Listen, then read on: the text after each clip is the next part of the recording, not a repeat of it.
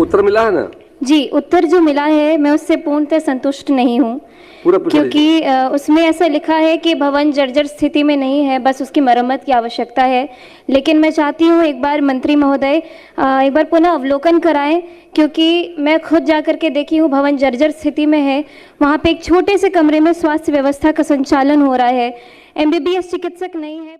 ನಮಸ್ಕಾರ, ನಾನು ನಿಮ್ಮ ಭಾಗ್ಯನಾರಾಯಣ ಬೊಗ್ಗವರಪೋ. ನೀವು ನೋಡ್ತಾ ಇದ್ದೀರಿ ಸುದ್ದಿ ಸರ್ಕಲ್. ಬಿಹಾರ ವಿಧಾನಸಭೆಯಲ್ಲಿ NDA ಸರ್ಕಾರಕ್ಕೆ BJPಯ ಅತ್ಯಂತ ಕಿರಿಯ ಶಾಸಕಿ, ಕೇವಲ 26 ವರ್ಷ ಆ ಶಾಸಕಿಗೆ ಅವರಿಂದ ತೀವ್ರ ಮುಖಭಂಗ ಆಗಿದೆ. ಅಲ್ಲಿನ ಆರೋಗ್ಯ ಸಚಿವರು ಕೊಟ್ಟಂತಹ ಉತ್ತರವನ್ನು, ಸುಳ್ಳನ್ನು ಜಾಡಿಸಿ ಬಿಸಾಕಿದ್ದಾರೆ ಅವರದೇ ಪಕ್ಷದ ಶಾಸಕಿ.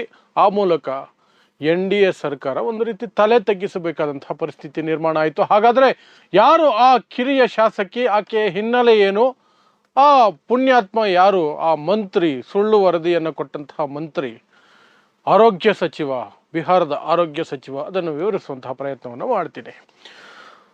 ಚುನಾವಣೆಗಳಿಗೂ ಮೊದಲು, ಬಿಹಾರದ ಚುನಾವಣೆಗಳಿಗೂ ಮೊದಲು, ಚುನಾವಣೆಗಳ ಸಂದರ್ಭದಲ್ಲಿ ಒಂದು ಹೆಸರು ಸಿಕ್ಕಾಪಟ್ಟೆ ಚರ್ಚೆಗೆ ಬರ್ತಾ ಇತ್ತು. ಏನಂದರೆ, ಕೇವಲ 26 ವರ್ಷದ ಮೈಥಿಲಿ ಠಾಕೂರ್ ಅನ್ನುವಂತಹ ಅಭ್ಯರ್ಥಿ ಸದ್ದು ಮಾಡ್ತಿದ್ದಾರೆ. ಅವರು ಮಾತಾಡುವಂತಹ ಮಾತು, ಮಾಡುವ ಭಾಷಣಗಳು, ಜನರ ಜೊತೆ ಬೆರೀತಾ ಇರೋದು ಸಾಕಷ್ಟು ಸುದ್ದಿ ಮಾಡ್ತಿತ್ತು.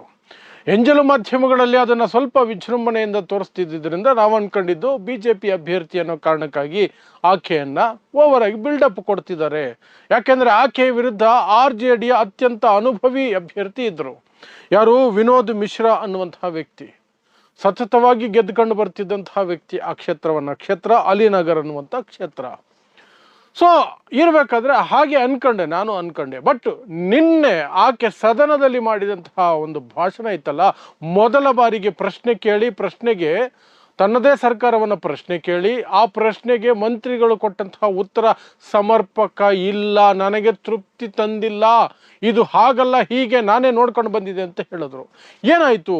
ಆ್ಯಕ್ಚುಲಿ ಅವರು ಅಲಿನಗರ್ನಲ್ಲಿರುವಂತಹ ಸರ್ಕಾರಿ ಆಸ್ಪತ್ರೆಯ ಸೌಲಭ್ಯಗಳ ಬಗ್ಗೆ ಪ್ರಶ್ನೆಯನ್ನು ಕೇಳಿದರು. ಯಾರಿಗೆ? ಮಂತ್ರಿಗಳಿಗೆ. ಅಲ್ಲಿನ ಆರೋಗ್ಯ ಮಂತ್ರಿ ಮಂಗಳ್ ಪಾಂಡೆ ಅವರು ಬಿಹಾರ, ಉತ್ತರ ಪ್ರದೇಶ, ಇಲ್ಲೆಲ್ಲ ಧರ್ಮದ ನಶೆ ಏರಿಸಿ ಓಟ್ ಹಾಕಿಸ್ಕೊಂಡು ಬರೋರಲ್ವಾ, ಕೆಲಸ ಮಾಡಲೇಬೇಕು ಅಂತ ಅವ್ರಿಗೇನಂತಹ ಅನಿವಾರ್ಯತೆ ಏನಿರಲ್ಲ. ಹಾಗೆ ನೋಡಿದ್ರೆ ಮಂಗಳ್ ಪಾಂಡೆಯನ್ನ ಜನ ಹಿಟ್ಟಾಡಿಸ್ಕೊಂಡಿದ್ರು, ಓಡಿಸಿದ್ರು. ಅವರು ಕಾರ್ ಮೇಲೆ ಕಲ್ಲು ಹೊಡೆದಿದ್ರು ಚುನಾವಣಾ ಪ್ರಚಾರದ ಸಂದರ್ಭದಲ್ಲಿ. ಅದು ಏನು, ಬ್ರಿಡ್ಜ್ ಮೇಲೆ, ರೋಡ್ ಮೇಲೆ ಹಲ್ಲೆ ಆಗಿತ್ತು, ದಾಳಿ ಆಗಿತ್ತು ಅವ್ರ ಕಾರ್ ಮೇಲೆ. ಅಂಥ ಒಂದು ಸಮರ್ಥ ಮಂತ್ರಿ. ಆದರೆ ಅದೇ ಮಂತ್ರಿಗೆ ಮತ್ತೆ ಅದೇ ಆರೋಗ್ಯ ಸಚಿವಾಲಯವನ್ನೇ ಕೊಟ್ಟಿದ್ದಾರೆ, ಆರೋಗ್ಯ ಸಚಿವರನ್ನಾಗೇ ಮಾಡಿದ್ದಾರೆ. ಅದು BJP ಮತ್ತು ಅಲ್ಲಿರುವಂತಹ JDUನ ಚಮತ್ಕಾರ, NDA ಸರ್ಕಾರದ ಚಮತ್ಕಾರ ಅದು ಇರಲಿ. ಸೊ ಅವರು ಮಂಗಳ್ ಪಾಂಡೆ ಒಂದು ಉತ್ತರ, ಅವರ ಅಧಿಕಾರಿಗಳು ಬರ್ಕೊಟ್ಟಿರ್ತಾರೆ, ಆ ಉತ್ತರವನ್ನು ಕೊಟ್ಟಿದ್ದಾರೆ ಬರವಣಿಗೆಯಲ್ಲಿ. ನೀನು ಕೇಳಿದ ಪ್ರಶ್ನೆಗೆ ಉತ್ತರ ಕೊಟ್ಟಿದ್ದೀನಿ, ಸಮಾಧಾನ ಆಯ್ತೇನಮ್ಮ ಅಂದ್ಬಿಟ್ರು. ಆ MLAಗೆ ಒಂದು ಅವಕಾಶ ಸಿಕ್ಕಿಬಿಡ್ತು. ಯಾರು? ಮೈಥಿಲಿ ಠಾಕೂರ್ಗೆ. 26 ವರ್ಷ ಆಕೆಗೆ. ಎದ್ದು ನಿಂತ್ಕೊಂಡು, ನನಗೆ ತೃಪ್ತಿ ತಂದಿಲ್ಲ ನಿಮ್ಮ ಉತ್ತರ. उत्तर मिला है ना? जी, उत्तर जो मिला है मैं उससे पूर्णतः संतुष्ट नहीं हूँ, पूरा पूछ क्योंकि उसमें ऐसा लिखा है कि भवन जर्जर स्थिति में नहीं है, बस उसकी मरम्मत की आवश्यकता है। लेकिन मैं चाहती हूँ एक बार मंत्री महोदय एक बार पुनः अवलोकन कराएं, क्योंकि मैं खुद जा कर के देखी हूँ, भवन जर्जर स्थिति में है। वहाँ पे एक छोटे से कमरे में स्वास्थ्य व्यवस्था का संचालन हो रहा है, MBBS चिकित्सक नहीं है। पूर्व में वहाँ पर 2 MBBS चिकित्सक थे, लेकिन अभी नहीं है। ನಿಮ್ಮ ಉತ್ತರದಲ್ಲಿ ಹೇಳಿದಿರಿ ಆ ಆಸ್ಪತ್ರೆ ಸುಭದ್ರವಾಗಿದೆ, ಏನು ಸಮಸ್ಯೆ ಇಲ್ಲ ಕಟ್ಟಡಕ್ಕೆ ಅಂತ ಬರೆದಿದ್ದೀರಿ. ನಾನು ಖುದ್ದು ಆ ಆಸ್ಪತ್ರೆಗೆ ಹೋಗಿದ್ದೀನಿ, ಅದು ಶಿಥಿಲಗೊಂಡಿದೆ, ಬಿದ್ದು ಹೋಗುವಂಥ ಸ್ಥಿತಿಯಲ್ಲಿದೆ. ಬಟ್ ನಿಮ್ಮ ವರದಿಯಲ್ಲಿ, ನಿಮ್ಮ ಉತ್ತರದಲ್ಲಿ ಅದು ಚೆನ್ನಾಗಿದೆ ಅಂತ ಹಾಕಿದಿರಿ. ಅದು ಸರಿ ಇಲ್ಲ ಸರ್, ಸರಿ ಇಲ್ಲ, ಅದು ನಾನೇ ನೋಡ್ಕೊಂಡು ಬಂದಿದ್ದೀನಿ ಅಂದರು. ಅಲ್ಲಿಗೆ ನಿಲ್ಲಿಸಲಿಲ್ಲ. ನಾನು ನಿಮ್ಮನ್ನು ಟೀಕೆ ಮಾಡ್ತಿಲ್ಲ, ಸಣ್ಣ ವಯಸ್ಸಿನಿಂದ ನಿಮ್ಮ ಕೆಲಸವನ್ನು ನೋಡ್ಕೊಂಡು ಬೆಳೆದಿರೋಳು ನಾನು. ಆದರೆ ಆ ಆಸ್ಪತ್ರೆಯಲ್ಲಿ ಸಿಬ್ಬಂದಿ ಕೊರತೆಯೂ ಇದೆ. ದಯವಿಟ್ಟು 2 MBBS ಡಾಕ್ಟ್ರುಗಳನ್ನು ಹಾಕಿ. ಡಾಕ್ಟ್ರುಗಳು ಸಾಲ್ತಿಲ್ಲ, ಸಿಬ್ಬಂದಿ ಸಾಲ್ತಿಲ್ಲ, ಸೌಕರ್ಯಗಳು ಸಾಲ್ತಾ ಇಲ್ಲ. ಆ ಆಸ್ಪತ್ರೆಯನ್ನು ಮೇಲ್ದರ್ಜೆಗೆ ತೆಗೆದುಕೊಂಡು ಹೋಗಿ, ನನ್ನ ಕ್ಷೇತ್ರದ ಜನ ಉಪಯೋಗ ಪಡ್ಕೊಳ್ತಾರೆ ಅಂತ ಹೇಳ್ಬಿಟ್ರು. ಇದನ್ನು ಪಾಪ ಮಂತ್ರಿಗಳು ನಿರೀಕ್ಷೆ ಮಾಡಲಿಲ್ಲ.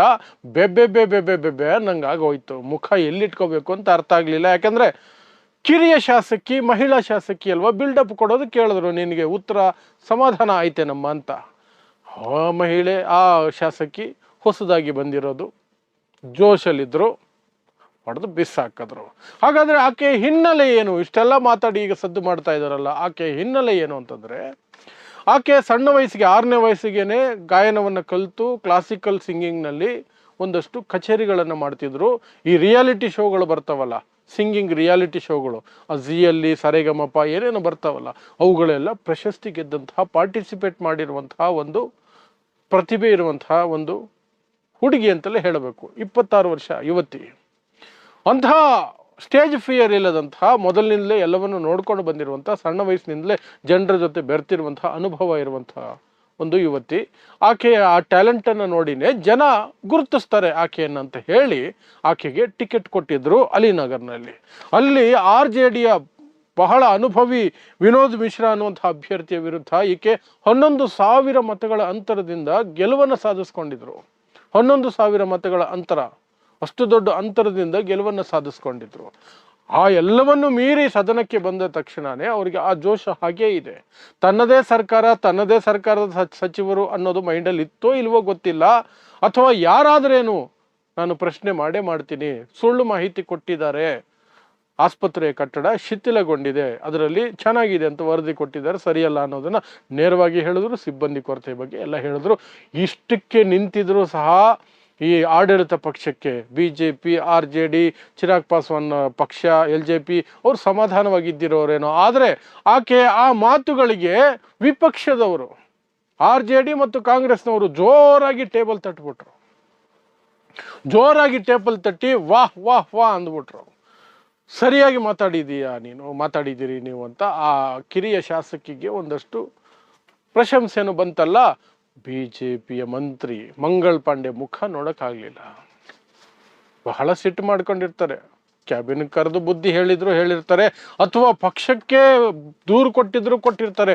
ನಮ್ಮದೇ ಪಕ್ಷದ ಒಬ್ಬ MLA, ಅದು 26 ವರ್ಷದ ಚಿಗುರ್ತಾ ಇರುವಂತಹ MLA, ನನ್ನನ್ನು ಇಷ್ಟು ವರ್ಷದಿಂದ ನಾನು ಏನು ಆರೋಗ್ಯ ಸಚಿವನಾಗಿದ್ದೀನಿ, ನನ್ನ ಮಾನ ಕಳೆದುಬಿಟ್ರು ಸದನದಲ್ಲಿ, ನಾನು ಸುಳ್ಳು ಹೇಳಿದ್ದೀನಿ ಉತ್ತರದಲ್ಲಿ ಅಂತ ಹೇಳಿಬಿಟ್ರು ಅಂತ. ಏನೇನೋ ಆಗಿರುತ್ತೆ, ಬಟ್ ಅದು ಯಾವುದೂ ಸಹ ವರದಿ ಆಗಲ್ಲ. ಬಟ್ ವರದಿಯಾಗಿದ್ದು, ರೆಕಾರ್ಡ್ ಆಗಿದ್ದು, ಆನ್ ವಿಡಿಯೋ ಬಂದಿದ್ದು ಮೈಥಿಲಿ ಠಾಕೂರ್ ಅನ್ನುವಂಥ 26 ವರ್ಷದ ಶಾಸಕಿ ತನ್ನದೇ ಸರ್ಕಾರದ ಮಂತ್ರಿಯನ್ನ ಚೆನ್ನಾಗಿ ಜಾಡಿಸಿದ್ದು. ಆಕ್ಚುಲಿ ಅದೇ ನಿಜವಾದ ರಾಜಕೀಯ. ಪಕ್ಷ ಯಾವುದಾದ್ರೂ ಆಗಿರಲಿ, ಅವ್ರದೇ ಪಕ್ಷ ಆಗಿರಲಿ, ಅವ್ರದೇ ಸರ್ಕಾರ ಆಗಿರಲಿ, ಪ್ರಶ್ನೆ ಪ್ರತಿಯೊಬ್ಬರು ಮಾಡಬೇಕು. ಅದು ಯಾವ ಪಕ್ಷದ ಸರ್ಕಾರ ಆಗಿದ್ರು ಸರಿಯೇ. ಆಗ ಮಾತ್ರನೇ ಪ್ರಜಾಪ್ರಭುತ್ವಕ್ಕೆ ಒಂದು ಅರ್ಥ ಬರೋದು, ಸದನಕ್ಕೆ ಒಂದು ಅರ್ಥ ಬರೋದು, ಅದಕ್ಕೇನೆ ಅಧಿವೇಶನಗಳನ್ನು ನಡೆಸೋದು. ಆದರೆ ಅದೆಲ್ಲ ಇತ್ತೀಚಿನ ವರ್ಷಗಳಲ್ಲಿ ಮಾಯ ಆಗೋಗಿದೆ. ಮೊದಲಿಂದಲೂ ಡಲ್ಲಾಗೇ ಇತ್ತು, ಇತ್ತೀಚಿನ ವರ್ಷಗಳಲ್ಲಿ ಇನ್ನೂ ಡಲ್ ಆಗೋಯ್ತು. ಸದನ ಅಂದರೆ, ಸಂಸತ್ತು ಅಂದರೆ ಕೇವಲ ಕಿತ್ತಾಡು, ಕಿರ್ಚಾಡು, ಬಾಯ್ಕಾಟ್ ಮಾಡು, ಕಿರ್ಚಾಡು, ಕಿತ್ತಾಡು, ಅಜ್ಜರ್ನ್ ಮಾಡು, ಅಧಿವೇಶನ ಮುಂದೂಡ್ಕೊಂಡು ಹೋಗ್ತಾ ಇರು. ಹೆಚ್ಚಿಗೆ ಆದಾಗ ಅಮಾನತು ಮಾಡು, MP ಗಳನ್ನು, MLAಗಳನ್ನು, ಮಾರ್ಷಲ್ಗಳನ್ನು ಕರೆದು ಹೊರಗಡೆ ಎತ್ತು ಹಾಕು. ಇಂಥದ್ದೇ ನೋಡ್ತಿದ್ವಿ ಹೊರತು ಯಾವತ್ತೂ ಸಹ ಆರೋಗ್ಯಪೂರ್ಣವಾದಂತಹ ಚರ್ಚೆಗಳು ತುಂಬ ವಿರಳ ಆಗ್ತಾ ಹೋಗ್ತಿದ್ದಾವೆ. ಅದರಲ್ಲೂ ಸಂಸತ್ತಂತೂ ನಿಮಗೆ ಗೊತ್ತೇ ಇದೆ, ನರೇಂದ್ರ ಮೋದಿ ಪ್ರಧಾನಿ ಆದ ನಂತರ ಸಂಸತ್ತು ಸುಮ್ಮನೆ ನಾಮಕೆ ವಾಸ್ತೆ ಒಂದು ಡೇಟಲ್ಲಿ ಇರುತ್ತೆ ಅಂತ ಅರ್ಥ, ಬಾಗಿಲು ತೆಗೆದಿರುತ್ತೆ ಅಂತ ಅಷ್ಟೇ, ಚರ್ಚೆಗಳು ಇಲ್ಲವೇ ಇಲ್ಲ. ಬಟ್ ನಿನ್ನೆ ಬಿಹಾರದ ವಿಧಾನಸಭೆಯಲ್ಲಿ ನಡೀತಲ್ಲ, that was a great example, ಒಂದು ಒಳ್ಳೆಯ ಎಕ್ಸಾಂಪಲ್.